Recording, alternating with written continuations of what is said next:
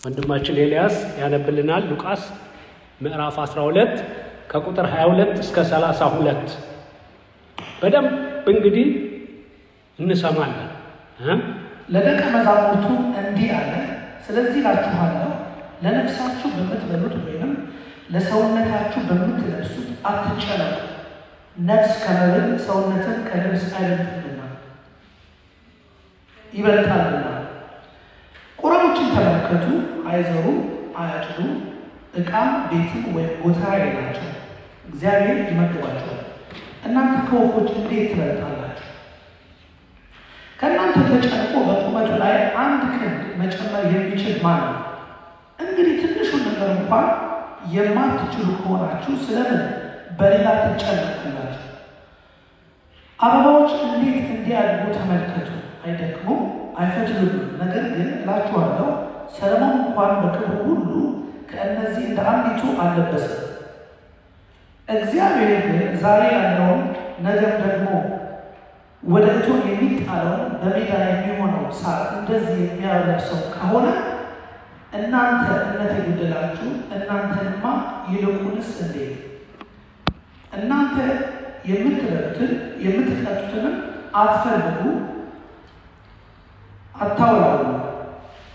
ይህንስ ሁሉ በዓለም ያሉ አሕዛብ ይፈልጉታልና የእናንተም አባት ይህ እንዲያስፈልጋችሁ ያውቃል። ዳሩ ግን መንግሥቱን ፈልጉ፣ ይህ ሁሉ ይጨመርላችኋል። ቁጥር 32 አንተ ታናሽ መንጋ መንግሥትን ሊሰጣችሁ የአባታችሁ በጎ ፈቃድ ነውና አትፍሩ። ምን አለ ኢየሱስ? አንተ ታናሽ መንጋ መንግሥትን ሊሰጣችሁ የአባታችሁ በጎ ፈቃድ ነውና አትፍሩ አለ። አትፍሩ አለ። መልእክቱ ያለው እንግዲህ አትፍሩ የሚል ነው። ለምንድን ነው? ፍርሃት በትክክል ካልያዝነው በስተቀር በጣም አደገኛ ነገር፣ ሕይወታችንን ሊበላ የሚችል ሁሉ ነገር እያለን ሰባብሮ ሽባ ሊያደርግ የሚችል ነገር ስለሆነ ኢየሱስ ምን አለ? አትፍሩ አለ። አትፍሩ። አትፍሩ ማለት የፍርሃት ስሜት አይሰማችሁ ማለት አይደለም። ደስ የሚለው ነገር በሕይወት እስካለን ድረስ የፍርሃት ስሜት ይቀጥላል፣ የሚቆም አይደለም። ነገር ግን የፍርሃት ስሜት እኛን ከእግዚአብሔር ሐሳብ ሊያቆመን አይገባም። ኢየሱስ ጌታ ነው። ለዛ ነው ጆይስ ማየር ምን ትላለች? ዱ ኢት አፍሬድ ትላለች። የእግዚአብሔርን ሐሳብ በተመለከተ አለች እየፈራችሁም ቢሆን አድርጉት አለች። የፍርሃት ስሜት ውስጥ ከሚጠፋ መጠበቅ የለባችሁም። ዱ ኢት አፍሬድ። ለምን? የፍርሃትን ስሜት ኮንትሮል ማድረግ አንችልም። ምን ይላሉ አንዳንድ ሰዎች ስለ ጭንቀት ሲናገሩ እንደ ወፍ ይመስሉታል። ወፍ በላይ ላይ እንዳትበር መከላከላችን፣ ነገር ግን ጭንቅላት ላይ ጎጆ እንዳትሰራ መከላከል ትችላለህ።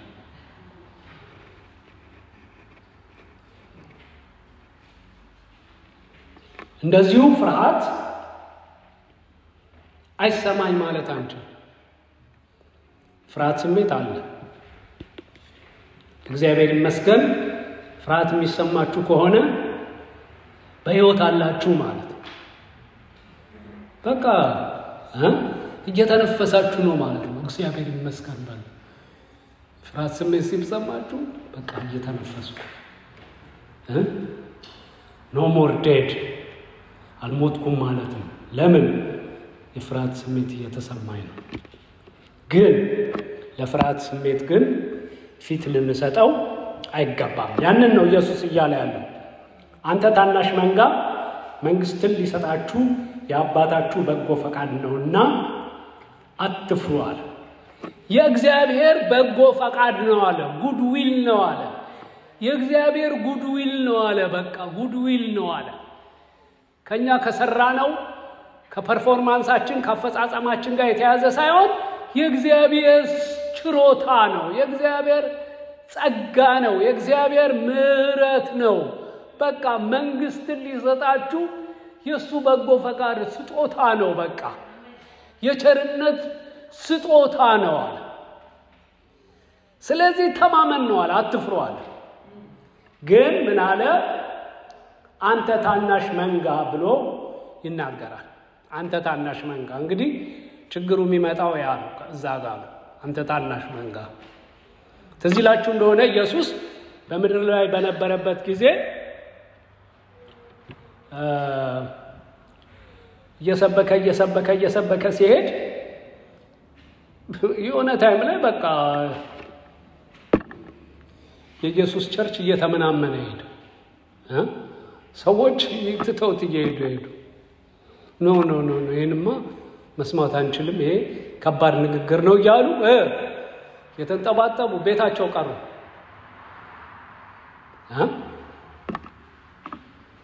ከዛ ኢየሱስ በጣም የሚገርመው እንደው እነዛን ቀስ ብሎ እኮ መንከባከብ ነው አይደል የምናስበው። ምን አለ ኢየሱስ? እናንተስ ትሄዳላችሁ ያላቸው? እናንተስ መሄድ ትፈልጋላችሁ? ምንድነው ነገሩ አለ። ጴጥሮስ ምን አለ? አንተ የሕይወት ቃል አለ፣ ወዴት እንሄዳለን አለ። ከዛ ህዝብ ተነስቶ ነው ኢየሱስ ይሄ የክርስቲያን ኪንግደም ይገነባል ብሎ ያመነው ከነዛ ሰዎች ተነስቶ ነው። እነዛን ጥቂት ሰዎች ምን አላቸው? አንተ ታናሽ መንጋ አለ። በቃ እንደ አብርሃምን እኮ ማለት ነው። አብርሃምን ምንድነው ያለው? ሙት እንደ ሙት የሆነውን አብርሃም ምን አለው? ከዚህ አንድ ሙት ከሆነው ሰው እንደ ምድር አሸዋ የሆነ ህዝብ፣ እንደ ሰማይ ከዋክብት የሆነ ህዝብ ይወጣል። በቢሊየንስ የሚቆጠር ሰዎች ያይ ነበር ኢየሱስ። አይገርማችሁ? ለምን? ያዘጋጀውን ነገር የሰራውን ነገር ስለሚያውቅ። ምን አላቸው? አንተ ታናሽ መንጋ።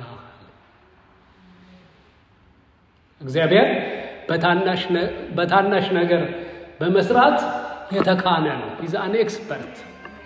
እግዚአብሔር የተካነ ነው። ትንሽ ነገር ሲያገኝ ደስ ይለዋል። እንደውም ትልልቅ ነገር እንትን ይለዋል፣ ብዙ ሞቲቬት አያደርገው። ገብታችኋል? ትዝ ይላችሁ እንደሆነ የእስራኤል ህዝብ በብዙ ሺህ ሊዋጉ ሲመጡ ኖ ይሄ በዛብኝ አለ እግዚአብሔር። አይገርማችሁ? በዛ አለ፣ ይመለስ። በቃ የሆነ መመዘኛ ይፈለግና መልሳቸዋል። የሆነ መመዘኛ ይፈለግና መልሳቸዋል። ከዛ በ300 ሰው እንዴት አድርጎ የእስራኤልን ህዝብ ነፃ እንዳወጣ እንመለከታለን። እግዚአብሔር በዚህ አሰራሩ የተካነ ነው። በቃ ኢዛን ኤክስፐርት ይችልበታል። ትንሽ ነገር ደካማ ነገር ምናምን ሲያገኝ በቃ ደስ ይለዋል። ለምንድን ነው? ክብሩ ለሱ ስለሚሆን ማለት ነው። ብዙ ሰው ሲሆን ችግሩ ምንድነው? በቃ የሰው ክብርም ይቀላቀልበታል። ገብታችኋል? የሰው ክብር ይቀላቀልበታል። አንዳንድ ሰው ይላል አይደለ? እግዚአብሔር ረድቶኛል ይልና እኔም ቀላል ሰው አይደለሁም ይላል። ገብታችኋል? ይጨምርበታል፣ ይቀላቀልበታል። እግዚአብሔር እንደዚህ በቃ እግዚአብሔር ረድቶኛል ብለህ ዝም እንድትል ነው የሚፈልገው። በቃ እሱ ብቻ ረድቶኛል እንድትል ነው የሚፈልገው። ስለዛ ነው እግዚአብሔር የሞተ የሚባል አለቀለት የሚባል ይሄ ምንም ሊሆን የሚችል አይደለም የሚባል ምንም አይደርስም የሚባል ደካማ ነው የሚባል የተጣለ ነው የሚባለውን በመጠቀም እግዚአብሔር የታወቀ። ኢየሱስ ጌታ ነው። ኢየሱስ ጌታ ነው። ኢየሱስ ጌታ ነው።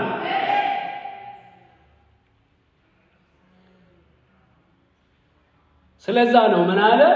አንተ ታናሽ መንጋ፣ አንተ ታናሽ መንጋ። ስለዚህ ለኛም የመጣልን ቃል ይሄ ነው። አንተ ታናሽ መንጋ መንግስትን ይሰጣችሁ። ከንማጅና ትንሽ መንጋ ብሎ መንግስት ብሎ ሲያወዳድር መንግስት እኮ ቀላል ነገር እኮ አይደለም። መንግስት እኮ ማለት ከባድ ነገር እኮ ነው።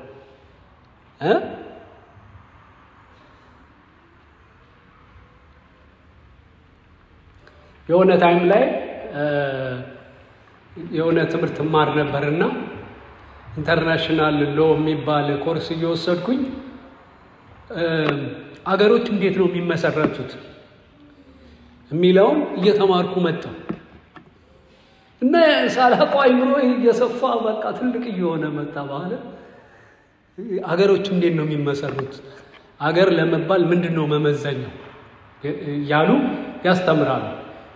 እንደገና እነዚህ አገሮች እነዚህ ትንንሽ አገሮች እንዴት ነው የተመሰረቱት፣ ማን ነው የመሰረታቸው ምናምን እያልኩ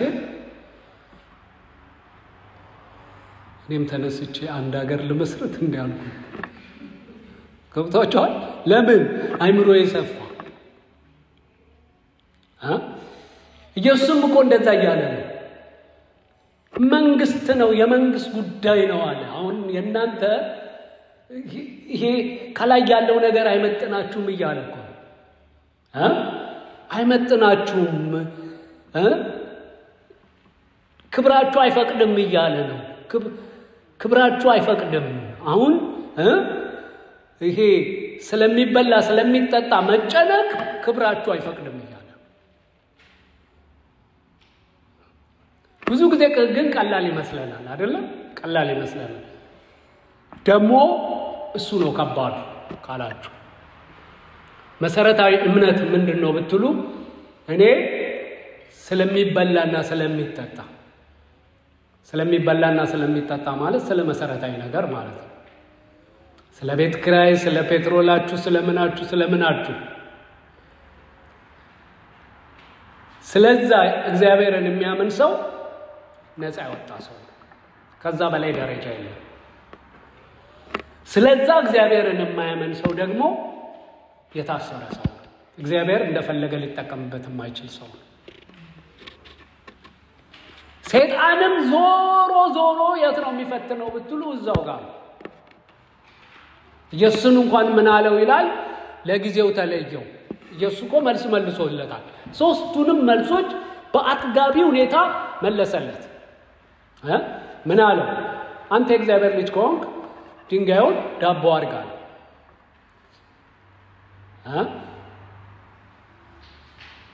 የሰው ልጅ በእንጀራ ብቻ አይኖርም ከእግዚአብሔር አፍ በሚወጣ በእያንዳንዱ ቃል ሁሉ እንጂ አለው። ሶስቱንም ከጨረሰ በኋላ ምን አለ? ለጊዜው ተለየው። እኛንም እንደዛ ነው የሚያደርገው። ኦኬ፣ ስለሆነ ነገር ጭንቀት ይመጣና በቃ እንደምንም ብለን በውስጣችን ያለውን ቃል እንመዝና ተብሎ ተጽፏል ስንለው ይላል። ከዛስ ይለቃል። እንደገና ተመልሶ ደግሞ በሌላ መንገድ ደግሞ ይመጣል። ልክ ናችሁ፣ ይሄን ያላችሁት ልክ ነው፣ ይሄስ ይላል። ከዛውንም ደግሞ ሰይፋችሁን አንስታችሁ አንገቱን ስትቆርጡት ምን ያደርጋል? ደግሞ ይዞርና ደግሞ በሌላ በኩል ይመጣል። ኢየሱስ ግን እያለ ያለው ምንድነው? አትጨነቁ፣ አይመጥናችሁ። በቃ በሌላ ስፍራ ሲናገር አህዛብ አይደላችሁም፣ ከአህዛብ ራሳችሁን ለይታችሁ ማየት አለባችሁ። በሌላ ስፍራ በአንደኛ ጴጥሮስ ላይ ሲናገር ዱለት ነው ከሚሉ ጋር አብራችሁ ዱለት ነው አትበሉ፣ ጠፋን ከሚሉ ጋር አብራችሁ ጠፋን አትበሉ። መፈራታቸውን አትፍሩ፣ አትደንግጡ። ጌታ ክርስቶስን በልባችሁ ቀድሱት። የሚያስፈራችሁና የሚያስደነግጣችሁ እርሱ ይሆናል።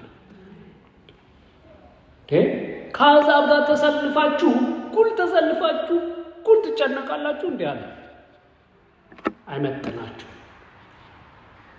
ለእናንተ አይገባም ብሎ ነው የሚናገረው። ለምንድን ነው አለ? የሰማይ አባታችሁ ያውቃል። የእናንተ ኃላፊነት ምንድን ነው? አስቀድማችሁ የእግዚአብሔርን ጽድቅና መንግስቱን ፈልጉ። ይህንን ስናገር ብዙ ጊዜ አንድ ልቤን የሚነካኝ ሐሳብ አለ። መጽሐፍ ቅዱስ ስለ ቤተክርስቲያን መሪዎች መመዘኛ ሲናገር የዋህ ሊሆኑ ይገባቸዋል አለና የዋህ የሚለውን ምን ማለት ነው? ወይም በእንግሊዘኛው ጀንትልማን የሚለውን በእንግሊዘኛ እጄ ቼክ አረኩት እና በጣም ገረመኝ። ጀንትልማን የሚለውን እንግሊዘኛው ያው ጨዋ ሰው ምናምን ይለዋል። አንዱ ግን ምን ብሎ ነው የሚናገረው? የነገስታት ቤተሰብ የሆነ ለሰርቫይቫል የማይሰራ ሰው ብሎ ይናገራል። ለሰርቫይቫል የማይሰራ ማለት በቃ እንግዲህ አሁን ለምሳሌ በኢትዮጵያ ስትመለከቱ በኢትዮጵያ ንጉስ ምንድነው የሚያደርገው? ለሰርቫይቫል ይሰራል እንዴ? አይሰራም። ለምን? ሀገሩ እሱ። ለምንድን ነው የሚሰራው? ለስሙ ነው የሚሰራው። ምን አይነት ስም ነው? ኦኬ እቴጌ መነን መለስተኛ ሁለተኛ ደረጃ ትምህርት ቤት የሚል ትምህርት ቤት ማቋቋም፣ ኦርፋኔጅ ማቋቋም፣ ስማቸው ኢሜጃቸውን ነው የሚገነቡት። ለምን? ሰርቫይቫል በእነሱ ጥያቄ አይደለም። ለምን? ሀገሩ የነሱ። እንደውም አንዴ ንጉሥ ኃይለ ሥላሴ ተጠይቀዋል። የኢትዮጵያ ሕዝብ ምን ያህል ነው ቁጥሩ ተብሎ ሲጠየቁ አሉ 500 እንሞላለን አሉ። ማንን እየቆጠሩ ነው? የነገስታት ቤተሰቡን እየቆጠሩ። የኛ ነው ሀገሩ የኛ ነው። ገብቷቸዋል። የእንግሊዝ ንጉስ ለሰርቫይቫል ቢሰራ እብድ አይደለም። አበዳትን ወጥቶ ሰርቫይቭ ለማድረግ የቤት ኪራይ ለመክፈል ቢሰራ ጧት እየተነሳ ቢሰራ ይሄ በቃ አብዷል ነው የሚባለው። ለምን? ሮያል ፋሚሊ ነው። እንደዛ እያለ ነው። አስቀድማችሁ የእግዚአብሔርን ጽድቅና መንግስቱን ፈልጉ። መንግስት እኮ ነው የተሰጣችሁ አለ። የእግዚአብሔር መንግስት እኮ የሚሰራው ለእናንተ ነው። ለእናንተ ነው የሚሰራው። ይጨመርላችኋል አለ። ለእናንተ ነው የሚሰራው አለ። እናንተ ግን ድርሻችሁን ምንድን ነው አለ? ለእግዚአብሔር መንግስት መስራት ነው አለ። የእግዚአብሔር መንግስት ምንድን ነው የሚፈልገው? የእግዚአብሔርን መንግስት ለማስፋፋት ምንድን ነው የሚጠይቀው? እንዴት ልኑርለት? እንዴት ላስብለት? እንዴት ልናገርለት? እንዴት ልራመድለት? እንዴት ብርሃን ልሁንለት? እንዴት የምድር ጨው ልሁንለት የሚለው ነው አለ ሊያሳስባችሁ የሚገባው።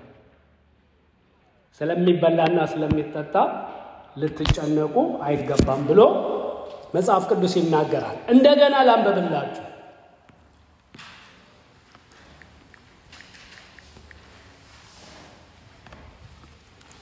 ሉቃስ ምዕራፍ 12 ከቁጥር 22 እስከ 33 እስከ 32 ለደቀ መዛሙርቱም እንዲህ አለ፣ ስለዚህ እላችኋለሁ ለነፍሳችሁ በምትበሉት ወይም ለሰውነታችሁ በምትለብሱት አትጨነቁ። ነፍስ ከመብል ሰውነትም ከልብስ ይበልጣልና። ቁራዎችን ተመልከቱ፣ አይዘሩም፣ አያጭዱም፣ ዕቃ ቤትም ወይም ጎተራ የላቸውም። እግዚአብሔር የእናንተ አባት የሆነው እነሱን ምን ያደርጋቸዋል እንዴ? በቃ እኮ ጭንቀት ማለት እኮ ከህይወታችን ሊሞት የሚገባው እኮ ነገር ነው። እግዚአብሔርም ይመግባቸዋል እንዴ? ከመሆን አለ እናንተ ከወፎች እንዴት አትበልጡም አለ። በጣም እኮ ከባድ እኮ ነው። ኮፍ አንሳለሁ ብሎ ራስን መመልከት ይሄ ምንድነው የሚባለው? አይዴንቲቲ ክራይሲስ ነው። ከዚህ በላይ አይዴንቲቲ ክራይሲስ ነው። የማንነት ቀውስ ነው።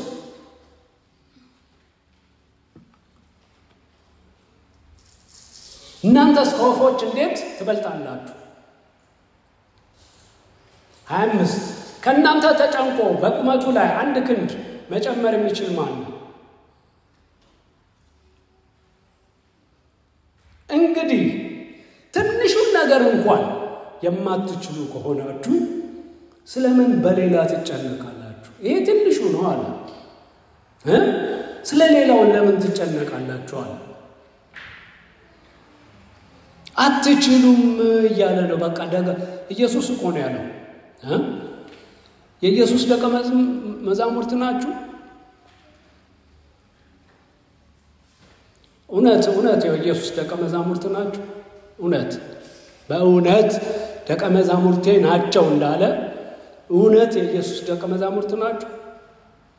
ምክንያቱም ምን ብሎ ነው የሚናገረው? አሕዛብን ሁሉ በአብ በወልድ በመንፈስ ቅዱስ እያጠመቃችኋቸው ያዘዝኳችሁን ሁሉ እንዲፈጽሙ እያስተማራችኋቸው ደቀ መዛሙርት ያድርጓቸዋል።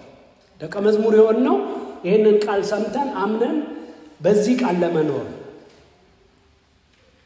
የኢየሱስ ተከታዮች ሆነ። ይሄ እንደው እንትን አይደለም፣ በጣም ከባድ ምናምን ሳይሆን ነው፣ መሰረታዊ ትምህርት ነው። እንግዲህ ትንሹን ነገር እንኳን ማችሉ ከሆናችሁ ስለምን በሌላ ትጨነቃላችሁ? ሌላ ልትቆጥሩ ትችላላችሁ። ኤንድለስ ብዙ ይሄ በቃ ልዘረዝሩ ትችላላችሁ።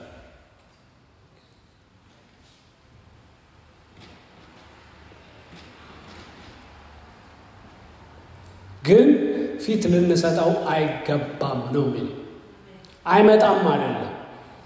በጭንቅላታችን ላይ አይበርም ማለት አይደለም፣ ይበራል። ግን ራሳችን ላይ ጎጆ እስከሚሰራ መጠበቅ የለብን፣ ኢንተርቴን ማድረግ የለብን። ውስጥ ገብቶ እስከጨንቀን ድረስ ኖ ነው ማለት ያለብን። እንደ ቆሻሻ ነገር ሪጀክት ነው ማድረግ ያለብን። ሰውነታችን ራሱ ናቹራሊ ሪጀክት ያደርጋል አይደል? የሆነ የተበላሸ ምግብ ከበላችሁ እኮ ሪጀክት እኮ ስለሚያደርግ ነው አይደለ? በቃ ሪጀክት ያደርገዋል። አልቀበልም ይላል፣ ይዘጋጋል። ሲስተሙን ሁሉ ይዘጋጋና አልቀበልም፣ ይሄ አይመጥነኝም ይላል ሰውነት ኔቸር። እንደዚሁ ከምንሰማው ከምናስበው ልንጠበቅ ይገባናል። ሰይጣን ወደ አይምሮአችን የሚያመጣውን ነገር እንዴት ነው የምናየው? ለኛ የሚመጥን ነገር ነው የምናስበው ወይስ የማይመጥን የወረደ የተዋረደ ነገር ነው የምናስበው? ሰይጣን ደግሞ ሰዎችን የሚያዳክምበት ከእግዚአብሔር ዓላማ የሚያወጣበት በቃ በዚሁ ነገር በቃ በዚሁ ነገር በቃ እንትን እያሉ እየተከራከሩ በቃ በዚህ ነገር ጊዜያቸውን እየፈጁ ጉልበታቸውን እያባከኑ ዋናውን የእግዚአብሔርን ዓላማ እንዲስቱት ነው የሰይጣን ዓላማ። የእግዚአብሔር መንግስት ሰራተኞች እንዳንሆን ነው የሚያደርገው። ለምን ይመጣል? በቃ አጀንዳ ይዞ ይመጣል። ዛሬ ይመጣል አጀንዳ እንደዚህ ይላል። ከዛ ደግሞ ነው ስትሉት ነገ ደግሞ ሌላ አጀንዳ ይዞ ይመጣል። ከነገ ወዲያ ስትሉ ሌላ አጀንዳ ይዞ በቃ በህይወታችን ዘመን ሁሉ ያንን እየተቃወምን ነው መኖር ያለብን። ፊት ልንሰጠው አይገባም። ሉቃስ 12:29 እናንተ የምትበሉትን የምትጠጡትን አትፈልጉ አለ። አትፈልጉ አለ። አታወላውሉ፣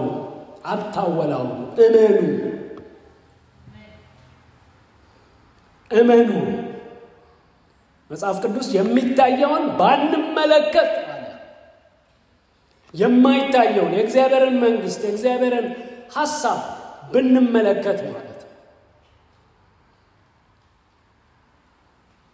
አታወላው፣ እመኑ፣ አትፍሩ እያለ ነው።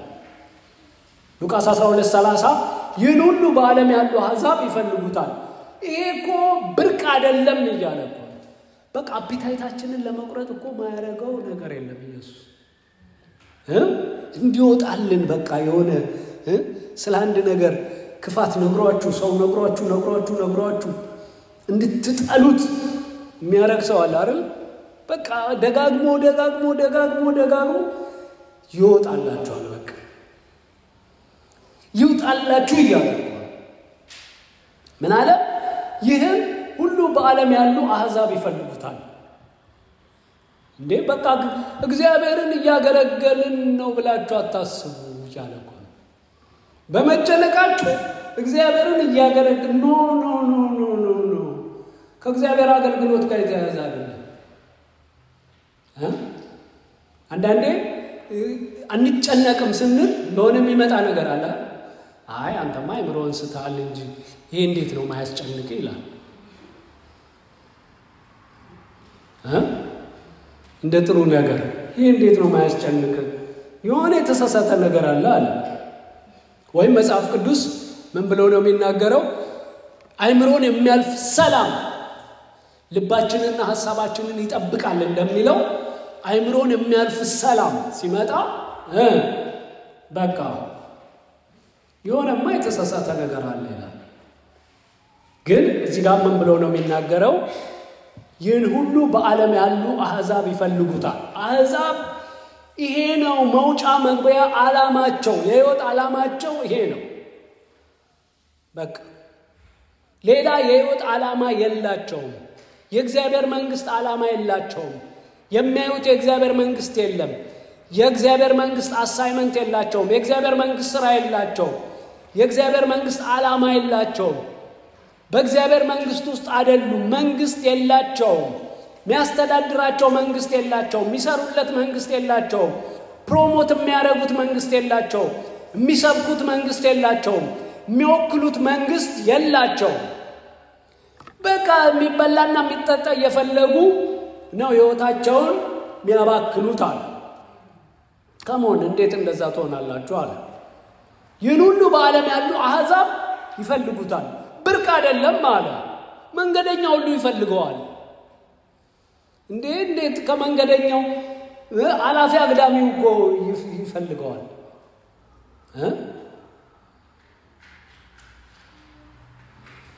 የእናንተ አባት ይህ እንዲያስፈልጋችሁ ያውቃል።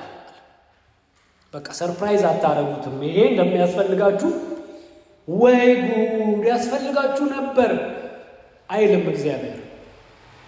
የእናንተ አባት ይህን ያህል ኢንተለጀንሱን አትጠራጠሩ እያለ የእግዚአብሔርን ኢንተለጀንስ የእግዚአብሔርን እውቀት ይህን ያህል አትጠራጠሩ እያለ የእናንተም አባት ይህ እንዲያስፈልጋችሁ ያውቃል። ዳሩ ግን መንግስቱን ፈልጉ፣ ለእግዚአብሔር መንግስት ስሩ። የእግዚአብሔር መንግስት ምንድን ነው የሚፈልግብኝ? በእግዚአብሔር መንግስት ውስጥ ያለኝ ድርሻ ምንድን ነው? መንግስቱን ለማስፋፋት ምንድን ነው የምሰራው? በምድር ላይ ያለሁት የትኛውን የመንግስቱን ክፍል ለመስራት ነው የሚለውን እሱን ፈልጓል። ቁጭ ብላችሁ አጥኗል። የእግዚአብሔር መንግስት እንዴት ነው የሚሰራው? የእግዚአብሔር መንግስት ከኔ የሚፈልገው ምንድን ነው? የእግዚአብሔር መንግስት አፈላለግ ዘይቤዎች የሚል መጽሐፍም ቢሆን ምንም እየፈለጋችሁ መጽሐፍ ቅዱስንም ቢሆን እያጠናችሁ ይሄን ፈልጓል። ራሳችሁን ኢምፓወር አድርጓል። ጸልዩዋል። ከዛ ይህ ሁሉ ይጨመርላችኋል እንደ ምርቃት። ግን አለ ሉቃስ ምዕራፍ 12 ቁጥር 32 ላይ አንተ ታናሽ መንጋ መንግስትን ሊሰጣችሁ የመንግስት ጉዳይ ነው አለ። ጨዋታው በመንግስት ደረጃ ነው። ራሳችሁን መንደር አታግኙት ያለ መንደር መንግስትና መንደር ይለያያል። መንደር ማለት የሆነ ትንሽ ቪሌጅ ውስጥ ራሳችሁን አታግኙ አለ። በመንግስት ደረጃ ጸሎታችን በመንግስት ደረጃ ነው። ሐሳባችን በመንግስት ደረጃ ነው። ዓላማችን በመንግስት ደረጃ ነው። የመንግስቱ ሰራተኞች የኛ መንግስት ነው። ምን ወክለው መንግስት አለ። ምን ሰራለት መንግስት አለ። የቀጠረን መንግስት አለ። የሚከፍለን መንግስት አለ። የሚያኖረን መንግስት አለ። አንተ ታናሽ መንጋ መንግስትን ሊሰጣችሁ የአባታችሁ በጎ ፈቃድ ነውና አትፍሩ ብሎ መጽሐፍ ቅዱስ ይናገራል።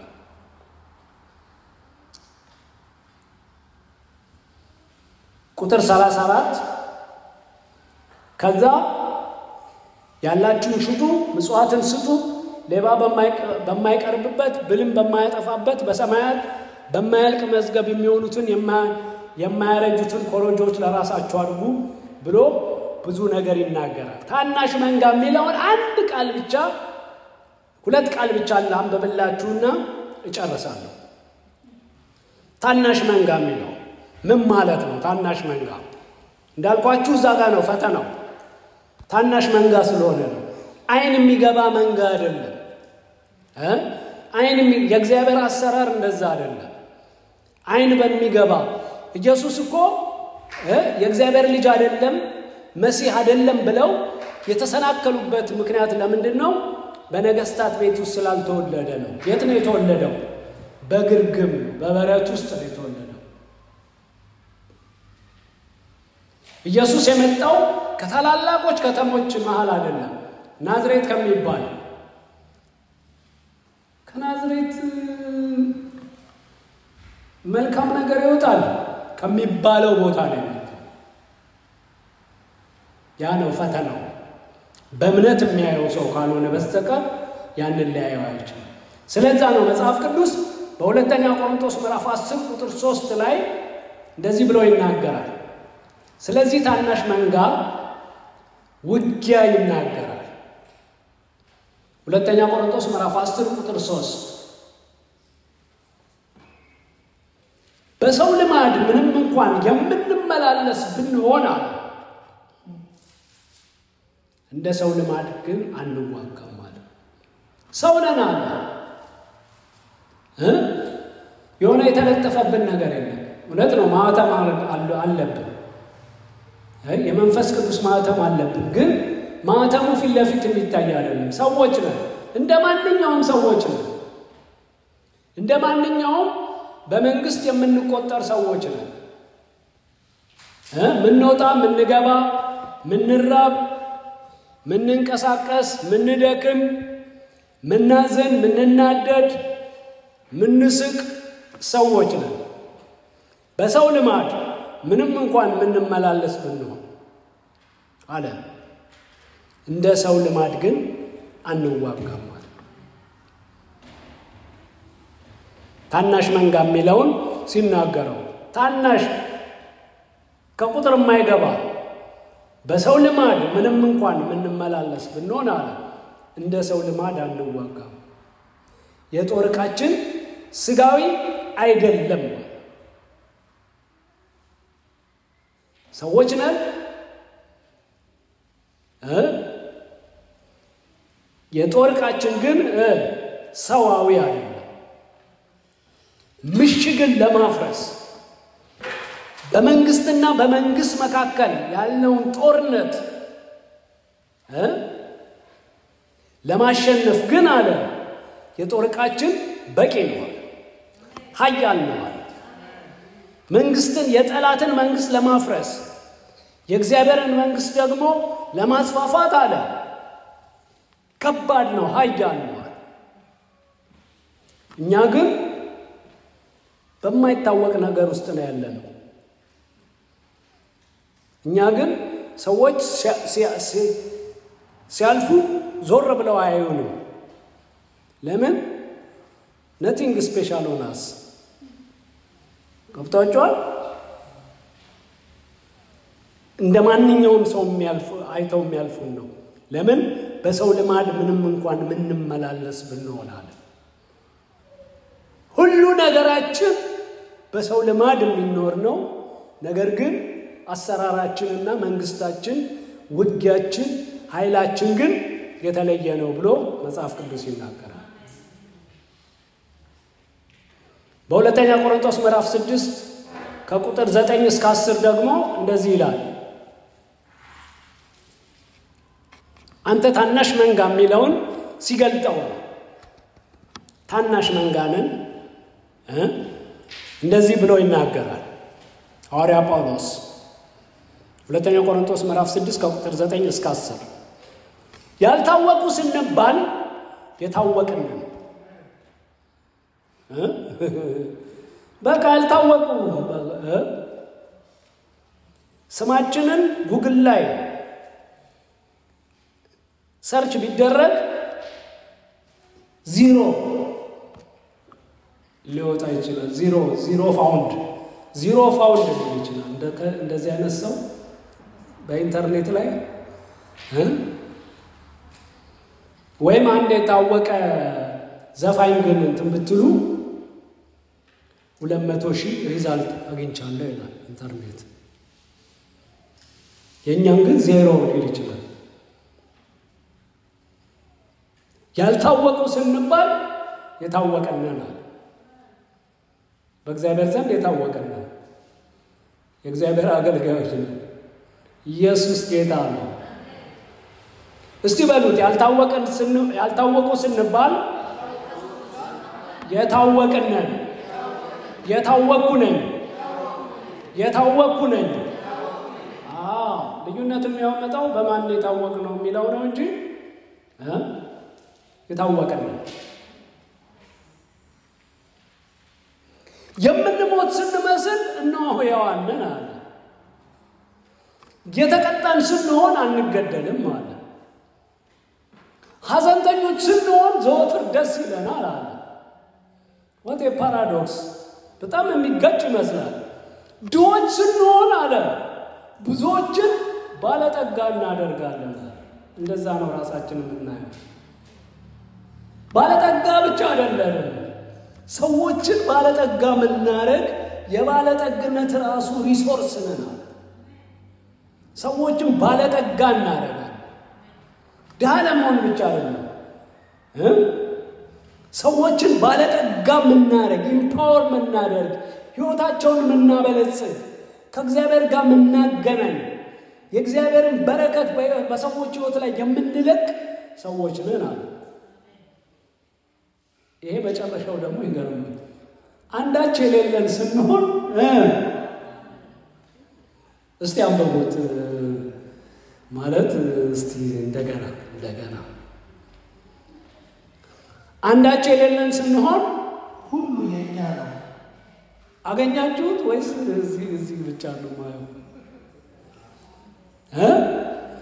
እስቲ በሉት አንዳች የሌለን ስንሆን ሁሉ የኛ ነው።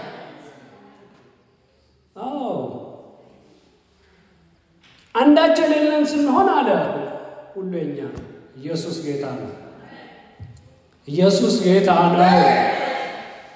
ኢየሱስ ጌታ ነው።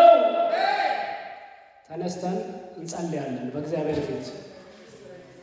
እግዚአብሔርን ከፍ እናደርገዋለን።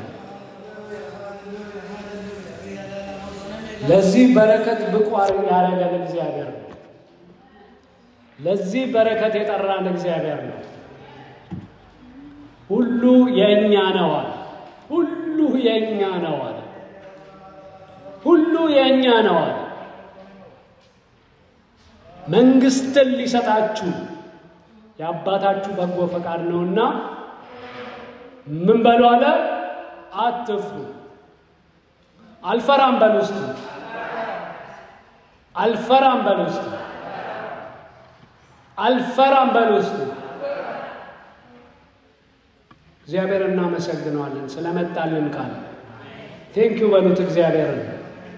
እግዚአብሔር እንደዚህ ነው የሚያየን። እኛም ራሳችንን ላናይ እንችላለን። ፍሮም ታይም ቱ ታይም ሊጠፋብን ይችላል። ለራሳችን ያለን ኢሜጅ የእግዚአብሔር ልጆች እንደሆነ ላይሰማን ይችላል። የመንግስቱ ባለቤቶች እንደሆነ ላይሰማን ይችላል። የመንግስቱ ሰራተኞች እንደሆነ ላይሰማን ይችላል። የእግዚአብሔርን ጽድቅና መንግስቱን ምንፈልግ የእግዚአብሔር መንግስት ተወካዮች እንደሆነ የእግዚአብሔር መንግስት ሰራተኞች ወደ እግዚአብሔር መንግስት የተጠራን ሰዎች እንደሆነ ላይሰማን ይችላል። ግን እውነቱ ያ ነው። አንተ ታናሽ መንጋ አለ መንግስትን ሊሰጣችሁ የአምላካችሁ በጎ ፈቃድ ነው እንጂና አትፍሩዋል። ተማመን ነው አለ። እስቲ አልፈራም በሉ፣ አልፈራም በሉ። እስቲ እንጸልያለን በእግዚአብሔር ፊት እንጸልያለን። እግዚአብሔር ለመንግስት ጠርቶናል። ለመንግስቱ ዓላማ ጠርቶናል። ከፍ ላለ ዓላማ ጠርቶናል።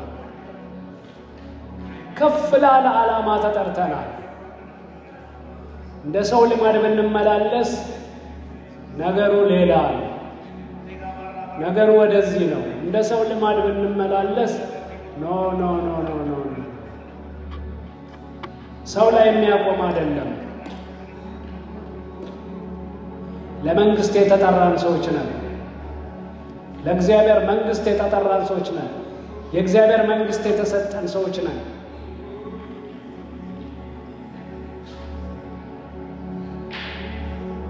ሸካሶ አማባቦ ከማየካስ አማየማ ኮሶማ ባቦማ መመሶማ የካስ አቋማ ባቦማ መመከማሽካ ሶማ ባቦማ መመሶማስ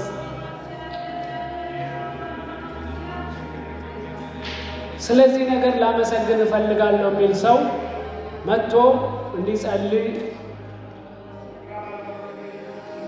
ስለዚህ ነገር ማመስገን እፈልጋለሁ መጸለይ እፈልጋለሁ የሚል ሰው